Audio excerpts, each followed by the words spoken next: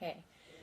Writers, you all have been writing some amazing stories. I really enjoyed reading them, especially since we learned to revise and add more details that tell the reader more about what's happening to you.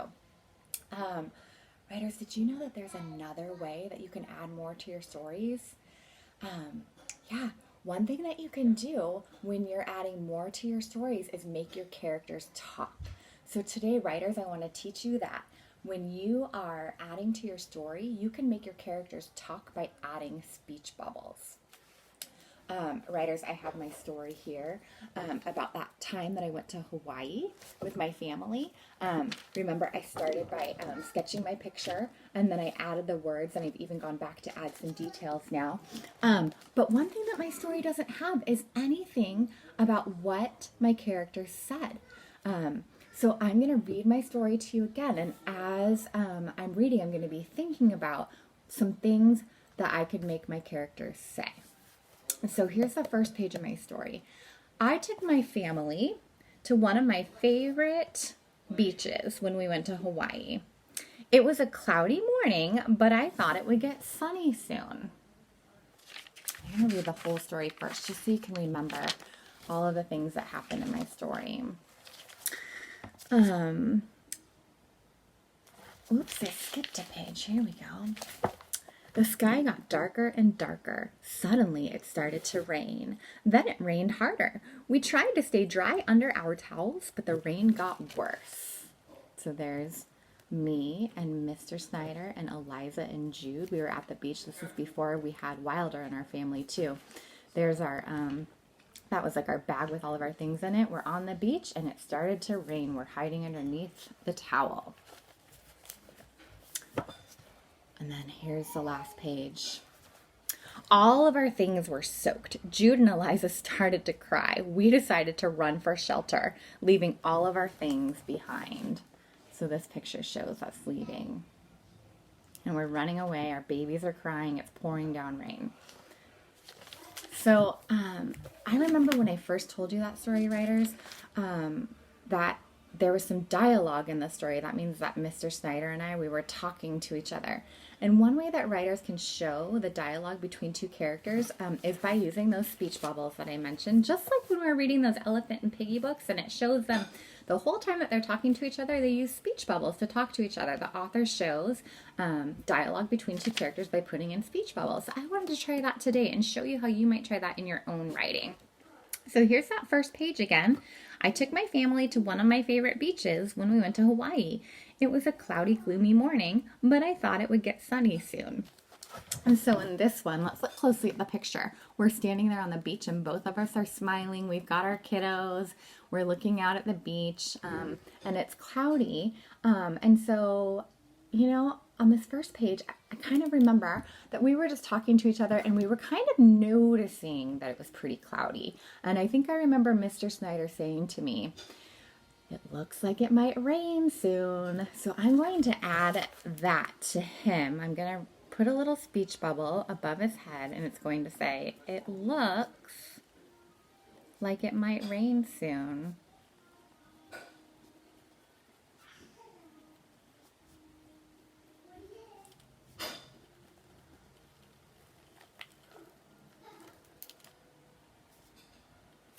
Okay, so there's his.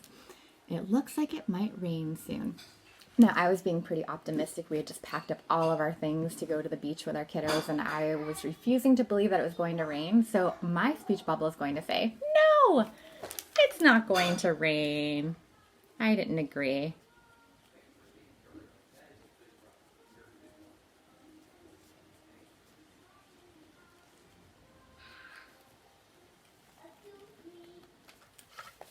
So there we go. I just added to that first page of my story. I put a speech bubble for Mr. Snyder that says, "It looks like it's going to rain soon." And then mine says, "No, it's not going to rain." I'm going to move on to that next page and see what I can add to this page. The sky got darker and darker. Suddenly it started to rain. Then it rained harder. We tried to stay dry under our towels, but the rain got worse. Now remember that I was the optimistic one in the story. I was the one thinking, it's it's not going to rain very much. It'll pass really quickly. I didn't even think it was going to rain at all. So I'm going to add a speech bubble to me here, and it's going to say something like, you know, I think it's going to pass quickly, or I think it will stop soon. We're both looking a little bit worried, though, me and Mr. Snyder. I think it will stop soon. And I don't even think I'm going to add anything to Mr. Snyder on this page because his face kind of says everything that he's thinking, and I don't even know if he had a response to me at that point. He was probably just thinking I was a little bit crazy for sticking it out and staying in the rain. So here we go. I think it will stop soon. Okay, here's that last page of my story. All of our things were soaked. Jude and Eliza started to cry. We decided to run for shelter, leaving all of our things behind. So this page is actually really funny. After this all ended, we were laughing about it a lot. But on this page, we weren't really laughing because our kids were crying. So somebody's going to say, I think Mr. Snyder's going to say, actually, yeah, I think he'll say, let's run. And I'll say, what about our things? But we ended up leaving them behind. Maybe I'll say something like that. Let's see. Let's run. We had to get out of the rain. It was like really dumping. Let's run. And then I think I'm going to say, you know, instead of what about our things, I'm just going to say, good idea. That makes the story make a little more sense. That's how I responded to him. And then I'm even going to add a little speech bubble for both Jude and Eliza on this page because they were just crying. So it's going to say, wah! They were really little at the time, and they didn't understand why they were so cold and wet. So there's that final page of the story. It says, Mr. Snyder saying, let's run! And he has Jude, and Jude is saying, wah! And then I said, good idea! And Eliza is saying, wah! And that's the end of my story. So, let's see. I'm going to stop right there and just kind of talk through the next little bit.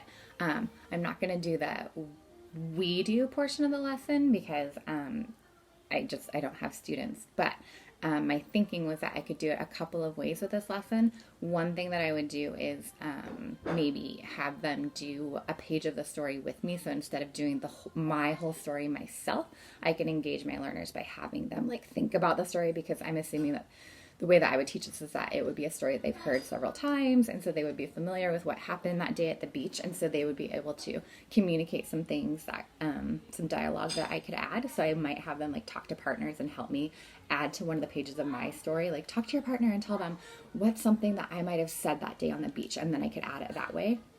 Another way that I might do the we do is have them like already be sitting at the carpet with a story, like maybe that they've been working on, and be sitting on it. And then during the we do, they could pull it out and like talk to their partner and talk to them about what their story is about. And then right there on the carpet, add a speech bubble or two to a page or more of their story. And then obviously the you do would be, I would send them off to keep working on that, pull out a story, keep working on it. And then, you know, I would be conferring with writers as they were doing it. Okay, thanks for watching.